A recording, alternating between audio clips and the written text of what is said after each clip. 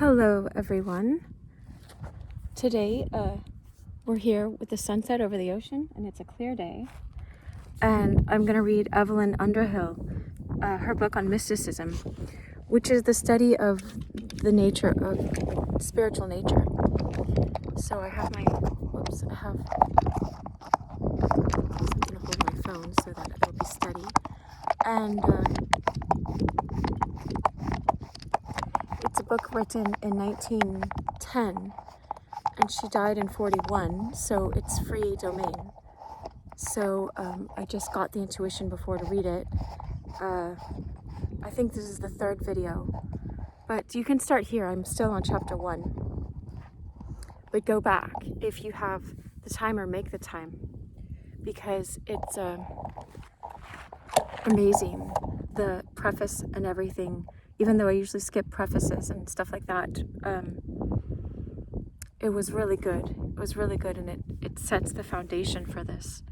But of course, you can always join along. I go to book meetings all the time, and I just show up from whatever chapter they're in sometimes. All right, so I'm a psychologist in my day job. My name is Dr. Cheryl Meyer, like I said, and I do this as a service. For now, I just do this because I'm surrounded by a group of people. In my inner life, I'm surrounded by Tolkien and C.S. Lewis and George MacDonald and Bob Marley and Eliot, and, in a way, because they all left their art for us. And we have the lives of the saints and all that kind of stuff as well. But I won't go into all of that because I don't want to alienate anybody. I welcome all religions. We're studying mysticism, and Evelyn Underhill was just brilliant, and she influenced Tolkien and C.S. Lewis. For sure, I know her and C.S. Lewis corresponded. She told him his idea of God was too tame, and so then I think he came up with Aslan after that. Anyway,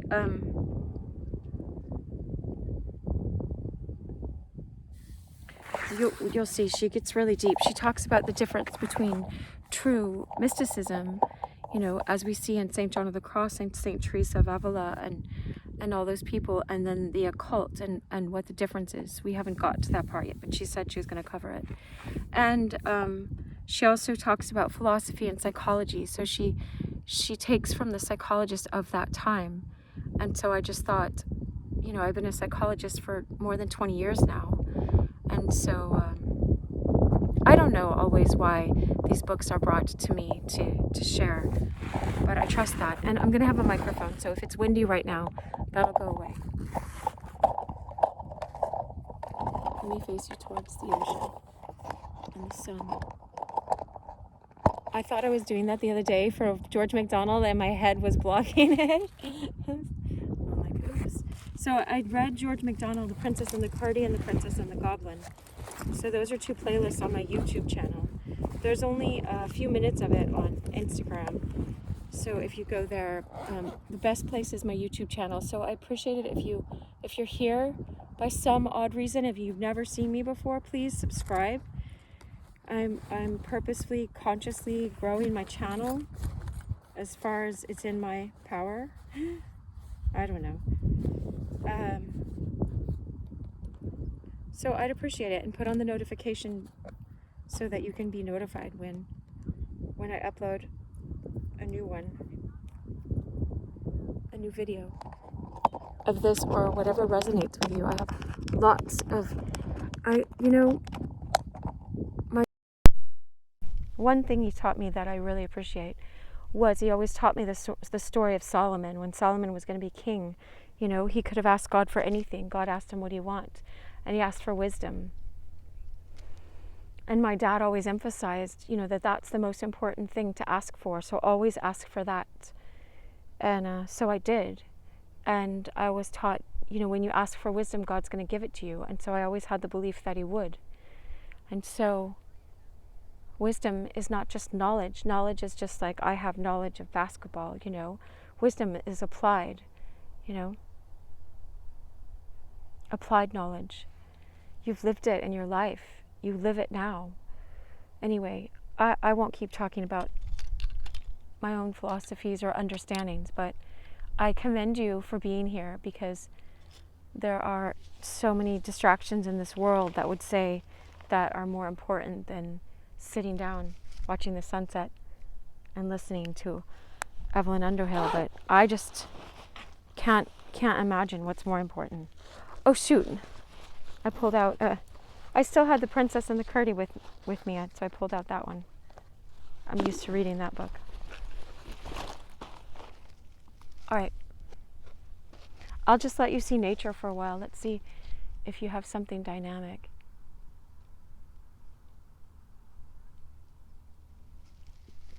Or I'll scoot forward a little.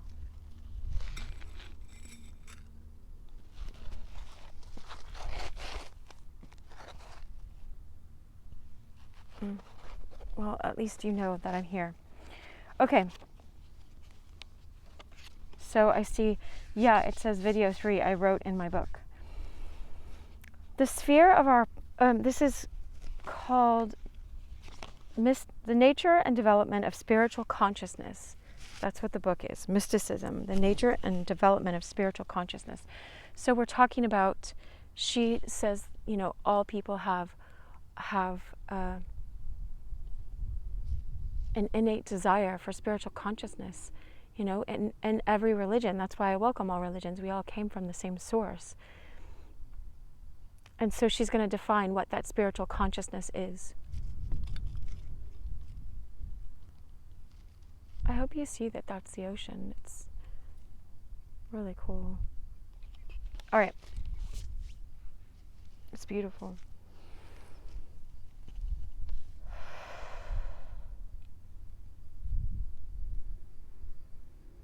All right.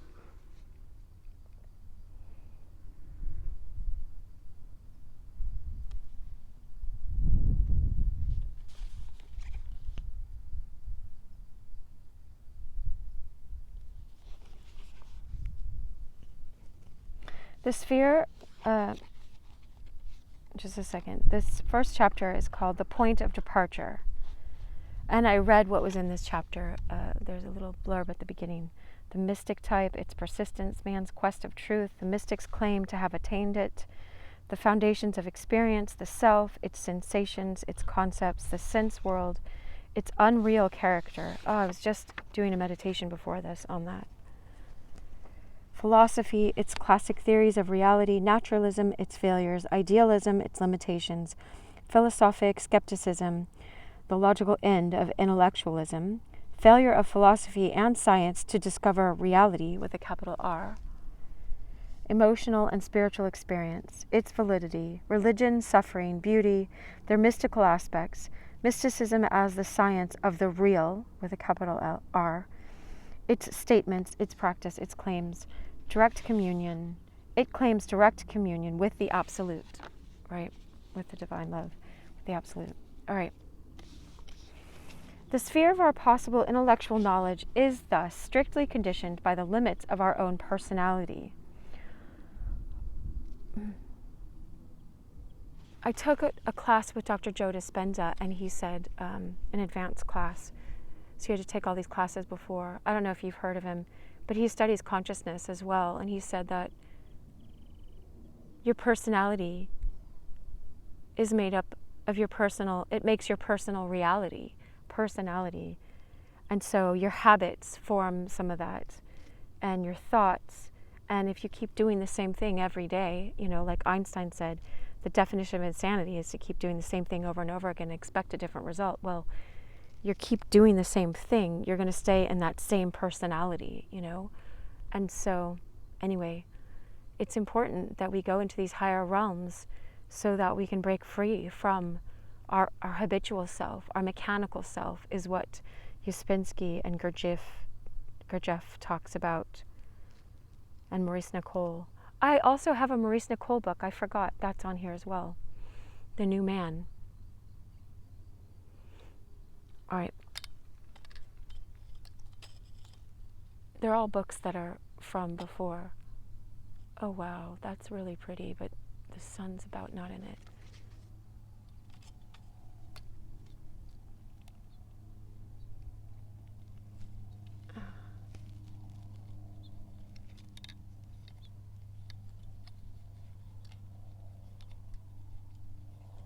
I don't know if I'm making this tighter or looser. It seems like it's not doing either.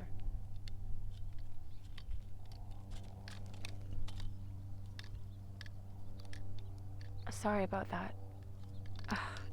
I don't know how to do stands very well yet. It's so pretty with the sun before on the ocean. It's like the angle, you know. Anyway, that's it for now.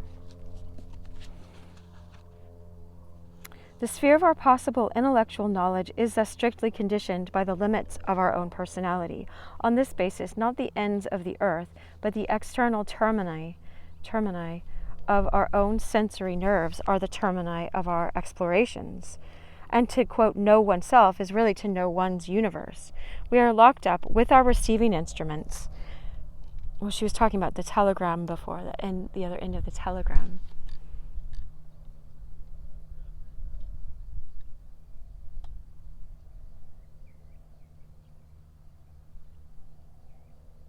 And the sun will be there soon.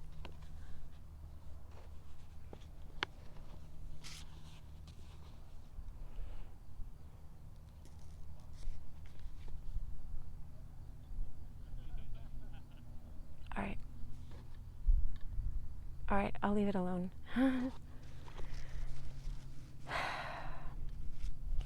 To know oneself is really to know one's universe. We are locked up with our receiving instruments. We cannot get up and walk away in the hope of seeing whither the lines lead. Eckhart, when she says Eckhart, she's talking about Meister Eckhart, the German mystic that Eckhart totally got his name from, or made up his name from. Eckhart's words are still final for us. Quote, "The soul can only approach created things by the voluntary reception of images." End quote. Did some mischievous demiurge choose to tickle our sensory apparatus in a new way, we should receive by this act a new universe. If something did, you know.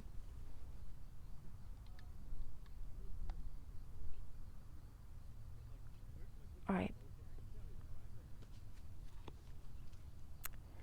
William James once suggested as a useful exercise for young idealists a consideration of the changes which would be worked in our ordinary world if the various branches of our receiving instruments exchanged duties. If, for instance, we heard all colors, saw all sounds, such a remark throws a sudden light on the strange and apparently insane statement of the visionary Saint Martin. I heard flowers that sounded and saw notes that shone, and on the reports of other mystics concerning a rare moment of consciousness in which the senses are fused into a single and ineffable act of perception, and color and sound are known as aspects of one thing.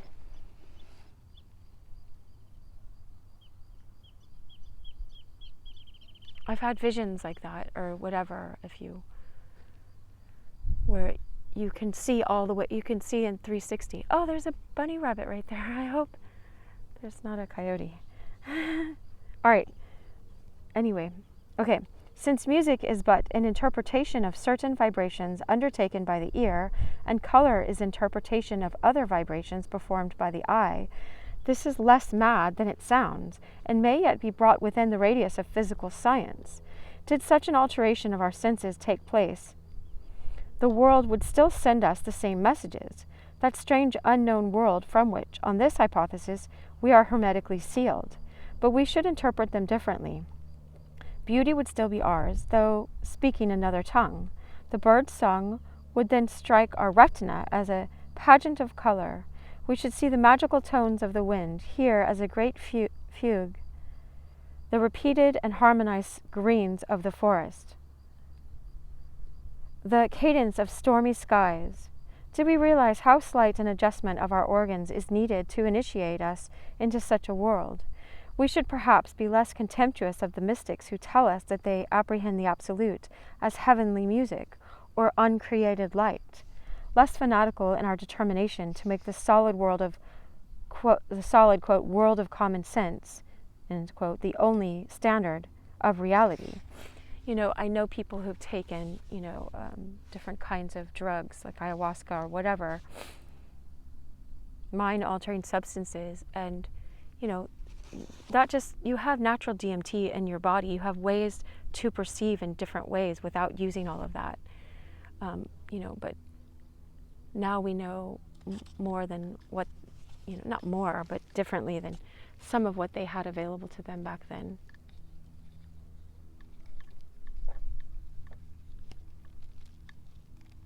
Oh, I saw how to tighten this. I was tightening the wrong thing.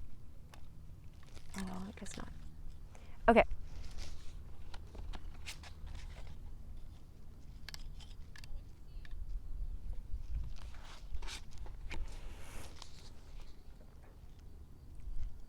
This, quote, world of common sense, end quote, is a conceptual world. It may represent an external universe. It certainly does represent the activity of the human mind.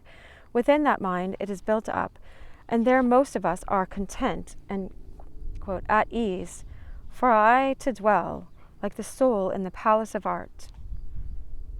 A direct encounter with absolute truth, then, appears to be impossible for normal, non-mystical consciousness. We cannot know the reality or even prove the existence of the simplest object, though this is a limitation which few people realize acutely and most would deny. But there persists in the race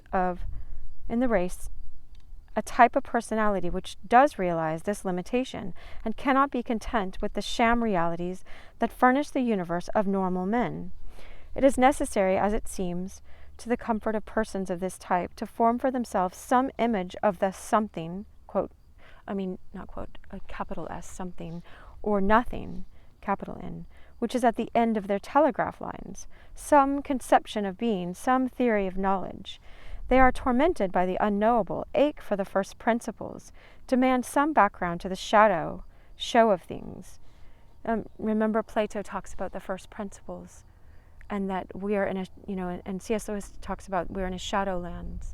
We're in the shadowlands where it's like the people in Plato's cave who, only see the fire on the wall of the cave, and they think that that's all of reality, and they don't go out and see that they're actually just seeing shadows.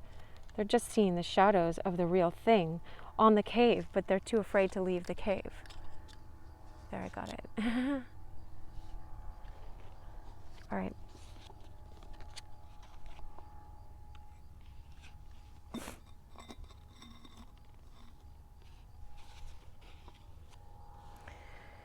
So it's necessary, as it seems, but there persists in the race a type of personality which does realize this limitation and cannot be content with the sham realities that furnish the universe of normal men.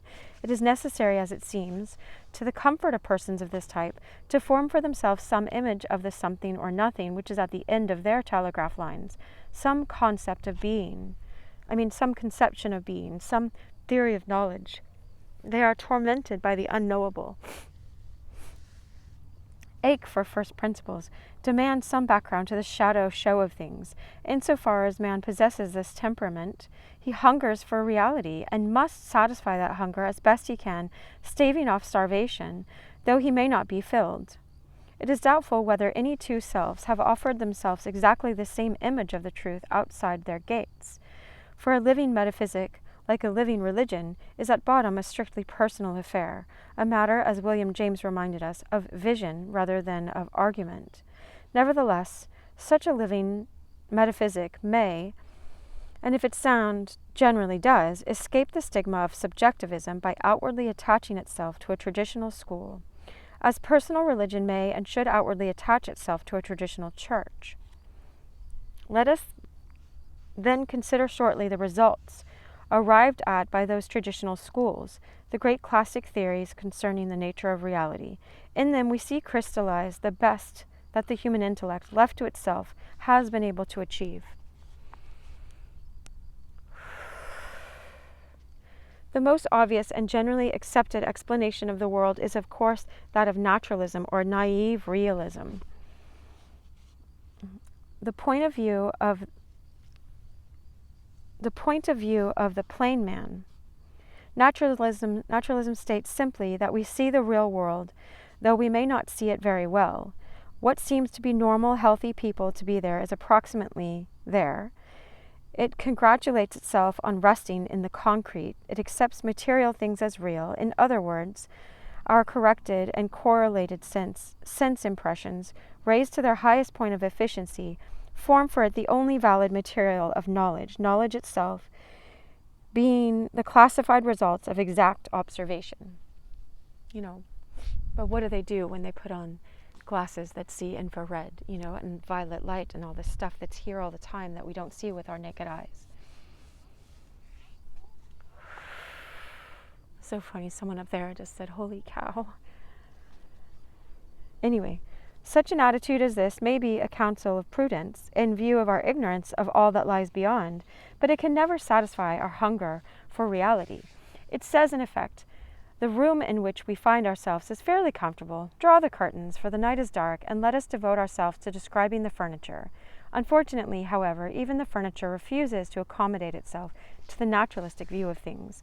Once we begin to examine it attentively, we find that it abounds in hints of wonder and mystery, declares aloud that even chairs and tables are not what they seem.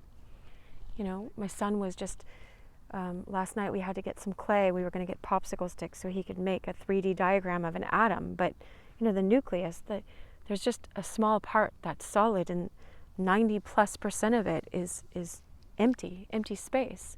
And so all of this is vibrating atoms, but you probably know this. We have seen that the most elementary criticism applied to an ordinary object of perception tends to invalidate the simple and comfortable creed of, quote, common sense, that not merely faith, but gross credulity is needed by the mind which would accept the apparent as the real. I say, for instance, that I, quote, see a house, and can only mean by this that the part of my receiving instrument which undertakes the duty called vision is effected in a certain way that arouses in my mind the idea of house. The idea house is now treated by me as a real house, and my further observations will be unfolding, enriching, and defining of this image. But what the external reality is, which evoked the image that I call house, I do not know and never can know. It is as mysterious, as far beyond my apprehension as the constitution of the angelic choirs. Consciousness shrinks in terror from contact with the mighty verb to be, quote, to be, beingness, I may, of course, call in one sense to corroborate. As we trustfully say, the evidence of the other may approach the house and touch it. Then the nerves of my hand will be affected by a sensation which I translate as hardness and solidity, the eye by a peculiar and wholly incomprehensible sensation called redness. And from these purely personal changes, my mind constructs an external and externalizes an idea which calls red bricks. Science herself, however, if she be asked to verify the reality of these perceptions, at once declares that though the material world be real, the ideas of solidity and color are but hallucination. They belong to the human animal, not to the physical universe, pertain to accident, not substance. As scholastic philosophy would say, the red brick, says science, is a mere convention. In reality, that bit, like all the other bits of the universe, consists, so far as I know at present, in 1910 when she's writing this, of innumerable atoms whirling and dancing one about the other. It is no more solid than a snowstorm. Were you to eat of Alice in Wonderland's mushroom and shrink to the dimension of the infra-world, each atom with its electrons might seem to you a solar system, and the red brick itself a universe. Moreover, these atoms themselves elude me as I try to grasp them. They are only manifestations of something else.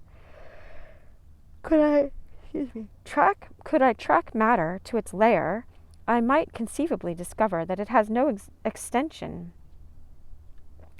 and become an idealist in spite of myself. As for redness, as you call it, that is a question of the relation between your optic nerve and the light waves which it is unable to absorb. This evening, when the sun slopes, your brick will probably be purple. A very little deviation from normal vision on your part would make it green. Even the sense that the object of perception is outside yourself may be fancy, since you as easily attribute this external quality to images seen in dreams. that might be in your mind. And walking hallucinations, as you do to those objects which, as you absurdly say, are, quote, really there. Further, there is no trustworthy standard by which we can separate the real from the unreal aspects of phenomena. Such standards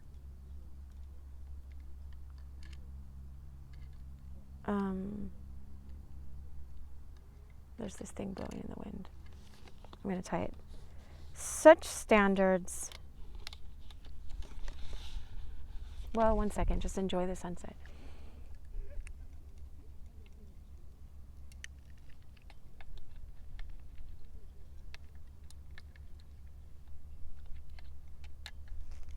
There.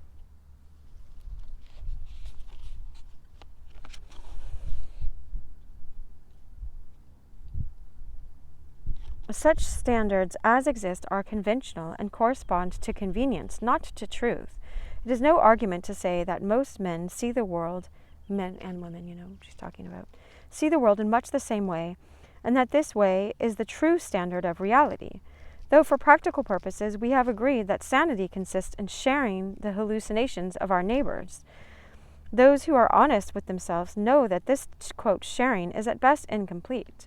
By the voluntary adoption of a new conception of the universe, the fitting of a new alphabet to the old Morse code, a proceeding which we call the acquirement of knowledge, we can and do change, to a marked extent, our way of seeing things, building up new worlds from old sense impressions, and transmuting objects more easily and thoroughly than any magician. Eyes and ears, said Heraclitus, quote, are bad witnesses to those who have barbarian souls. And even those whose souls are civilized tend to see and hear all things through a temperament. In one and the same sky, the poet may discover the habitation of angels, whilst the sailor sees only a promise of dirty weather ahead. Hence, artist and surgeon, Christian and rationalist, pessimist and optimist, do actually and truly live in different and mutually exclusive worlds, not only of thought but also of perception. Only the happy circumstance that our ordinary speech is conventional, not realistic, permits us to conceal from one another the unique and lonely world in which each lives. Now and then an artist is born, terribly articulate, foolishly truthful, who insists on, quote, speaking as he saw or she saw. Then other men, lapped warmly in their artificial universe, agree that he is mad, or, at the very best, an extraordinarily imaginative fellow. Moreover, even this unique world of the individual is not permanent.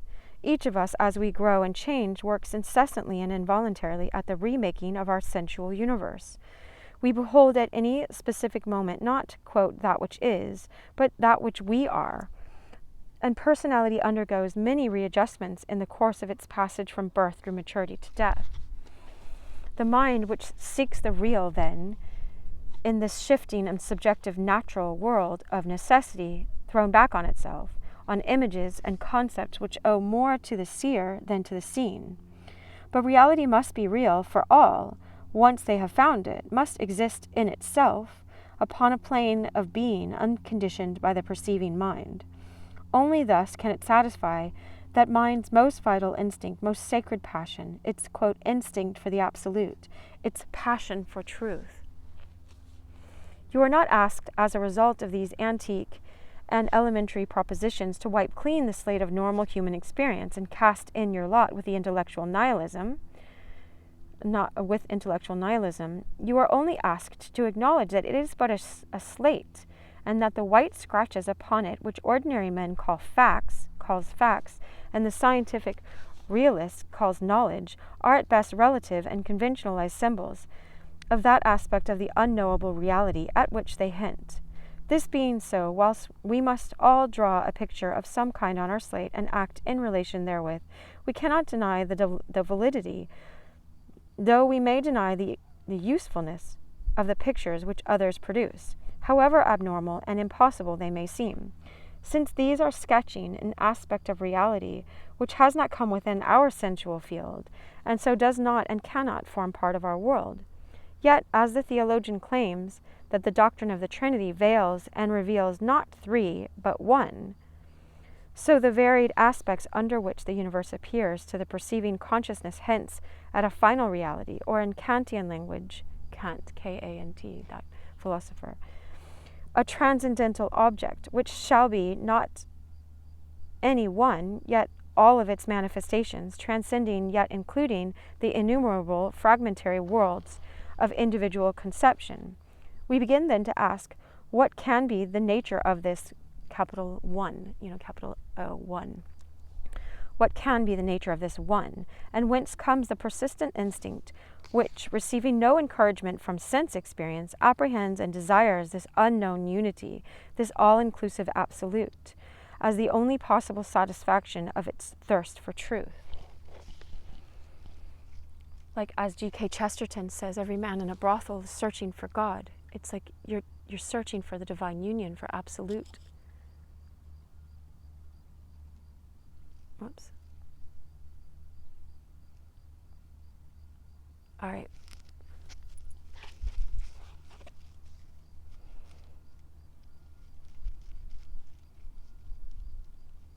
Two, the second great conception of being, idealism, has arrived by a process of elimination at a tentative answer to this question. It whisks us far from the material universe with this interesting array of things, its machinery, its law, into the pure, if thin air of a metaphysical world. Whilst the naturalist world is constructed from an observation of the evidence offered by the senses, the idealist world is constructed from an observation of the processes of thought.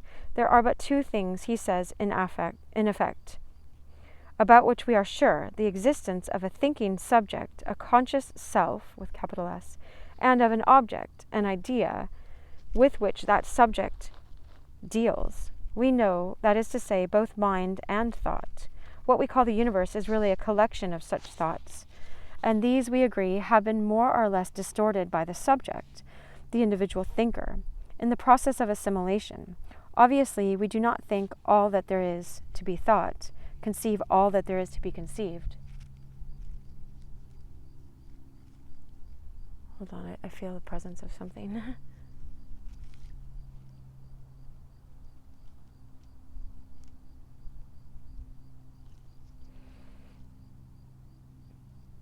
Maybe it's just someone's dog.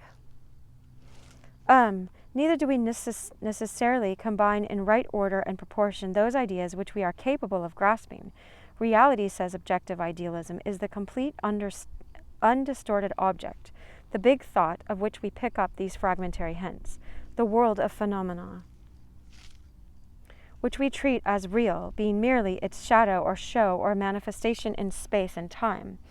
According to the form of objective idealism, here chosen from amongst many as typical, for almost every idealist has his own scheme of metaphysical salvation, we live in a universe which is, in popular language, the capital word idea or dream of its creator. This is what the Native Americans say about this reality. We're in God's dream right now.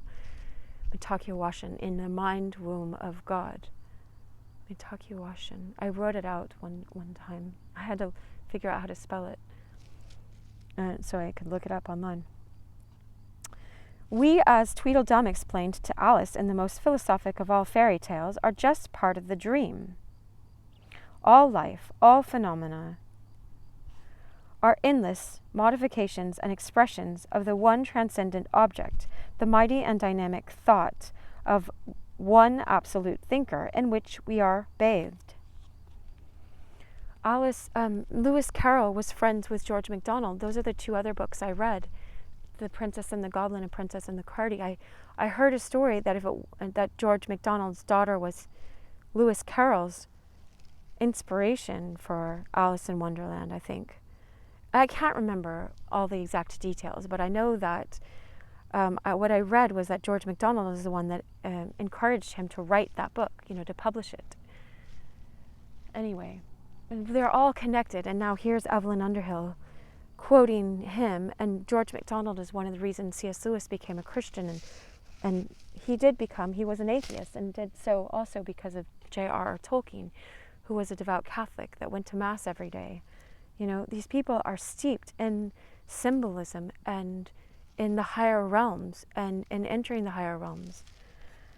Anyway, all of life, all phenomena are the endless modifications and expressions of the one transcendent object, the mighty and dynamic thought of the one absolute thinker in which we are bathed.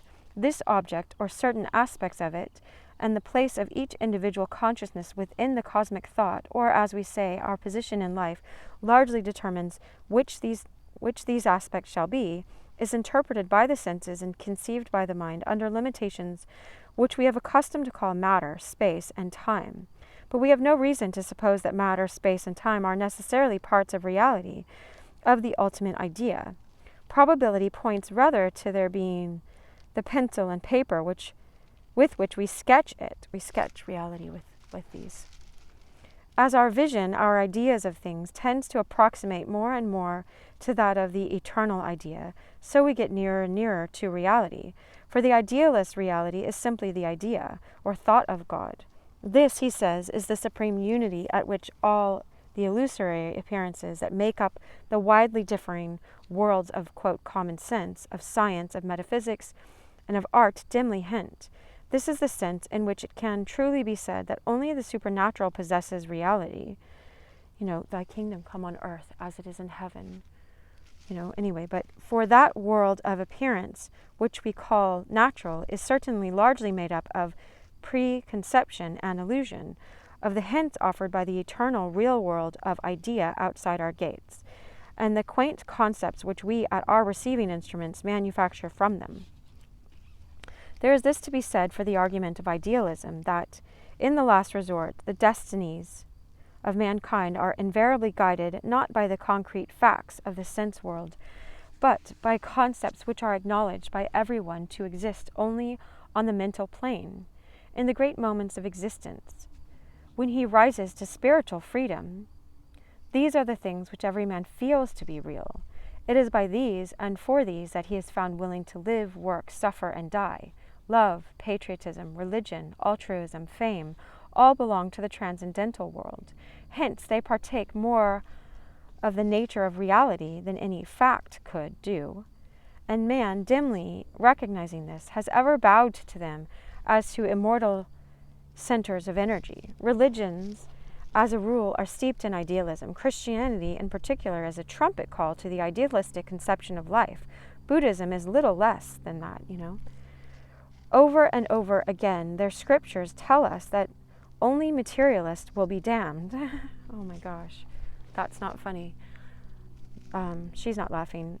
It's sad because there's so many right now. In idealism, we have perhaps the most sublime theory of being, with a capital B, which has ever been constructed by the human intellect, a theory so sublime, in fact, that it can hardly have been produced by the exercise of, quote, pure reason alone, but must be looked upon as a manifestation of that natural mysticism, that instinct for the absolute, which is latent in man. But when we ask the idealist how we are to attain communion with the reality which he describes to us as certainly there, his system suddenly breaks down and discloses itself as a diagram of the heavens, not a ladder to the stars. This failure of idealism to find in practice the reality of which it thinks so much is due, in the opinion of the mystics, to a cause which finds epigrammatic expression in the celebrated phrase by which St. Jerome marks the distinction between religion and philosophy. Plato says, St. Jerome, here's a quote from him, Plato located the soul of man in the head. Christ located it in the heart.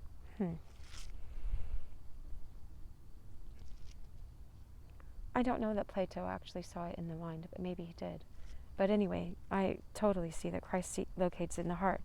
That is to say, idealism, though just in its premises, I have to look at the sun. Thank you for this day. As the sun setting.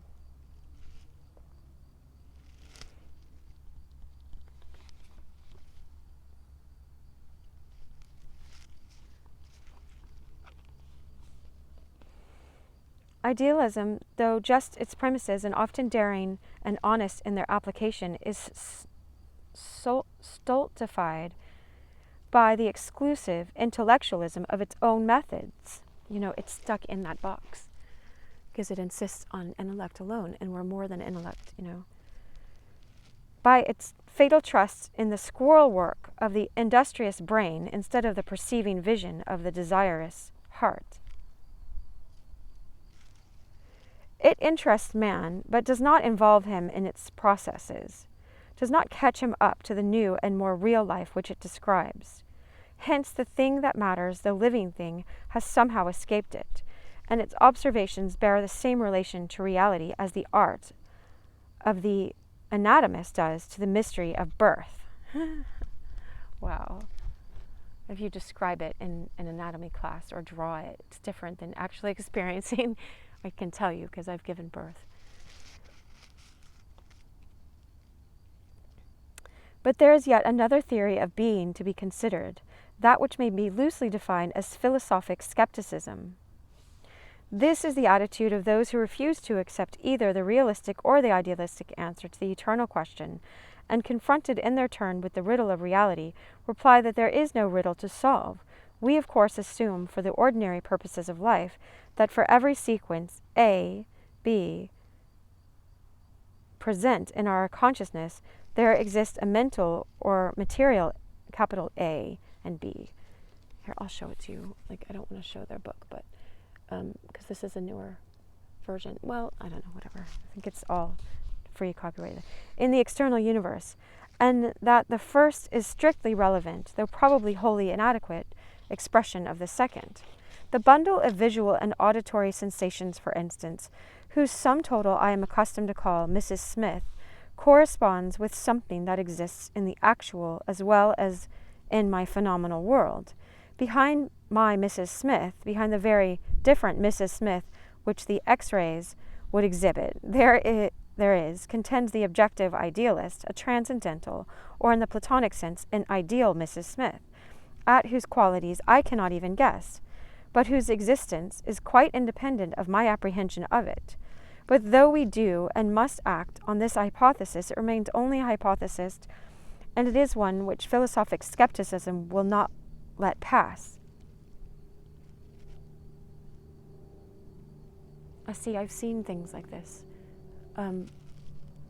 Anyway, the material body, the etheric body, the mental body, the energetic body, the astral body, whatever, all of those things. But what I was going to say, C.S. Lewis writes, not to complicate anything, but he writes, that if we were to see people as they really are, we would have a tendency to bow down and worship them and think of them as angels, because we're spiritual beings in this physical body. If we could see that, the sun, I can see it. It's turning everything different colors here around me. Anyway, I'm going to wrap this up pretty soon because I have an hour walk back, and I'm going to be walking in the dark if I don't leave soon after the sun goes down over that horizon. Maybe I'll run, then it's half an hour.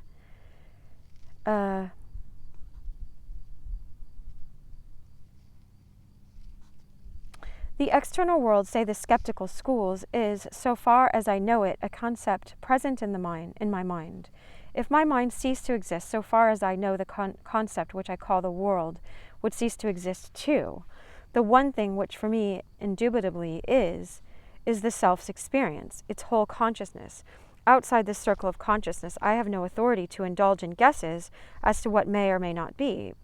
Hence, for me, the absolute is a meaningless diagram, a superfluous complication of thoughts, since the mind, wholly cut off from contact with the external reality, has no reason to suppose that such a reality exists except in its own ideas. Every effort made by philosophy to go forth in search of it is merely a metaphysical squirrel running round the conceptual cage. In the completion and perfect unfolding of the set of ideas with which our consciousness is furnished lies the only reality which we can ever hope to know. Far better to stay here and make ourselves at home. Only this for us truly is. This purely subjective, she's just saying what they think, This purely subjective conception of being has found representatives in every school of thought, even including, by a curious paradox, that of mystical philosophy, its one effective antagonist. Thus, Delacroix, after an exhaustive and even sympathetic analysis of St. Teresa's progress towards union with the Absolute, in her book, The Interior Castle, I'm sure she's talking about, ends up with the assumption that the God with whom she was united was the content of her own subconscious mind. Oh my gosh. Such a mysticism is that of a kitten running after its own tail, a different path indeed from that which the great seekers for reality have pursued. The reductio ad absurdum of this doctrine is found in the so-called philosophy of New Thought, quote, philosophy of New Thought, which begs its disciples to try quietly to realize that the infinite is really you. By its utter denial, not merely of a knowable, but of a logically conceivable transcendent, it drives us, in the end, to the conclusion of extreme pragmatism. That truth, for us, is not an immutable reality, but merely the idea which happens to work out as true and useful in any given experience. There is no reality behind appearance. Therefore, all faiths, all figments with which we people that nothingness are equally true. With which we people that nothingness are equally true, provided they be comfortable and good to live by. Gosh, I hope you got that. All right. Logically carried out, this conception of being would permit each man to regard other men as non-existent except within his own consciousness. Oh, that's so good. The only place where strict skepticism will allow that anything exists, even the mind which conceives consciousness, exists for us only in our own conception of it. We no more know what we are than we know that we shall be. What we shall be. We no more know that we are than we know that what we shall be. Then we know what we shall be. Man is left a conscious something in the midst, so far as he knows, of nothing, with no resources save the exploring of his own consciousness. Philosophic skepticism is particularly interesting to our present inquiry because it shows us the position in which pure reason, if left to itself, is bound to end. It is utterly logical, and though we may feel it to be absurd, we can never prove it to be so. Though those who are temperamentally inclined to credulity may become naturalists and persuade themselves to believe in the reality of the sense world. Those with a certain instinct for the absolute may adopt the more reasonable faith of idealism, but the true intellectualist who concedes nothing to instinct or emotion is obliged in the end to adopt some form of skeptical philosophy. The horrors of nihilism, in fact, can only be escaped by the exercise of faith, by a trust in man's innate but strictly irrational instinct for that, quote, real, not quote, a capital real, above all, and then she quotes, above all reason, beyond all thought, towards which, at its best moments, his spirit tends. If the metaphysician be true to his own postulates, he must acknowledge in the end that we are all forced to live, to think, and at last to die in an unknown and unknowable world, fed arbitrarily and diligently, yet how, we know not, by ideas and suggestions whose truth we cannot test, by whose pressure we cannot resist. It is not by sight, but by faith in a supposed external order which we can never prove to exist, and in the approximate truthfulness and constancy of the vague messages which we receive from it, that ordinary men must live and move. We must put our trust in, quote, laws of nature which have been devised by human mind as a convenient epitome of its own observations of phenomena, must, for the purposes of daily life, accept these phenomena at their face value and act of faith, beside which the grossest superstitions of the Neapolitan peasant are hardly noticeable. The intellectual quest of, quote, of reality with a capital R. Oh, look at that. Awesome. Sun's going below the clouds. Oh, I won't say. There's an island over there. That's an island. I don't know if it's in our picture. The intellectual quest of reality then leads us down one of three blind alleys. 1, to the acceptance of the symbolic world of appearance as the real. 2, the elaboration of a theory also a the elaboration of a theory also of necessity symbolic, which, beautiful in itself, cannot help us to attain the absolute which it describes, or 3, to a hopeless but strictly logical skepticism.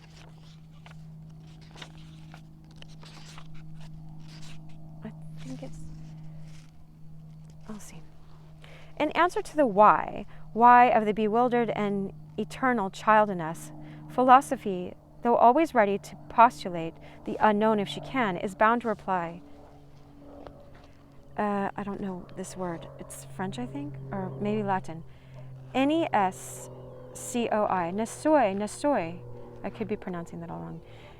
She says it twice. In spite of all her busy map-making, she cannot reach the goal which she points out to us, cannot explain the curious conditions under which we imagine that we know, cannot even divide with a sure hand the subject and object of thought. Science, whose busyness is with the phenomena and our knowledge of them, though she too is an idealist at heart, has been accustomed to explain that all our ideas and instincts. Oh, maybe I'll Uber home. So I'm being distracted. Science, whose business is with phenomena and our knowledge of them, though she too is an idealist at heart, has been accustomed to explain that all our ideas and instinct, the pictured world that we take so seriously, the oddly limited and illusory nature of our experience, appear to minister to one great end, the preservation of life, and consequent fulfillment of that highly mystical hypothesis, the cosmic idea. Each perception, she assures us, serves as a useful purpose in this evolutionary scheme, a scheme by the way, which has been invented, we know not why, by the human mind, and imposed upon an obedient universe. By vision, hearing, smell, and touch, says science, we find our way about, are warned of danger, obtain our food. The male perceives beauty in the female in order that the species may be propagated. It is true that the primitive instinct has given birth to higher and purer emotions, but these too fulfill a social purpose and are not so useless as they seem. Man must eat to live, therefore many foods give us agreeable sensations. If he overeats, he dies, therefore indigestion is an unpleasant pain. Certain facts, of which too keen a perception would act detrimentally to the life force, are, for most men, impossible of realization, i.e. the uncertainty of life, the decay of the body, the vanity of all things under the sun. When we are in good health, we all feel very real, solid, and permanent, and this is of all our illusions the most ridiculous, and also the most obviously useful from the point of view of the efficiency and preservation of the race. But when we look closer, we see that this brisk generalization does not cover all the ground, not even that little tract of ground of which our senses make us free. Indeed, that it is more remarkable for its omissions than its inclusions. Recejac, Recejac, has well said that, quote, from the moment in which man is no longer content to devise things useful for his existence, under the exclusive action of the will to live, the principle of physical evolution has been violated. From the moment which a man is no longer content to devise things useful for his existence under the exclusive action of the will to live, the principle of physical evolution has been violated. He wrote that in Fondements de la Connaissance Mystique. Nothing can be more certain than that man is not so content. He has been called by utilitarian philosophers a tool-making animal, the highest praise they know how to bestow. More surely, he is a vision-making animal, a creature of perverse and unpractical ideals, dominated by dreams no less than by appetites, dreams which can only be justified upon the theory that he moves towards some other goal than that of physical perfection or intellectual supremacy, is controlled by some higher and more vital reality than that of the determinist. We are driven to the conclusion that if the theory of evolution is to include or explain the facts of artist and spiritual experience, and it cannot be accepted by any serious thinker, if these great tracts of consciousness remain outside its range, it must be rebuilt on a mental rather than a physical basis. All right. I'm going to end there. Oh, I love it. It's not Rumi who says it, the mystic poet, Rumi, Rumi, but it's sometimes attributed to him. It says, stop chasing what your mind wants and you'll get what your soul needs. You know, and C.S. Lewis talks about that our bodies, you know, long for food, and we go, and there is such a thing as food, and we long for water, and we can have water and be, you know, drink. And then our souls long for this other substance. So, you know, we can have the conclusion that perhaps there is that other substance that feeds our soul, you know, which is God, which is where we came from. But, you know, I leave you to find all this yourself. Much love. Thanks so much for being here. Share this with other like-minded people and comment and like it and all those things. It helps.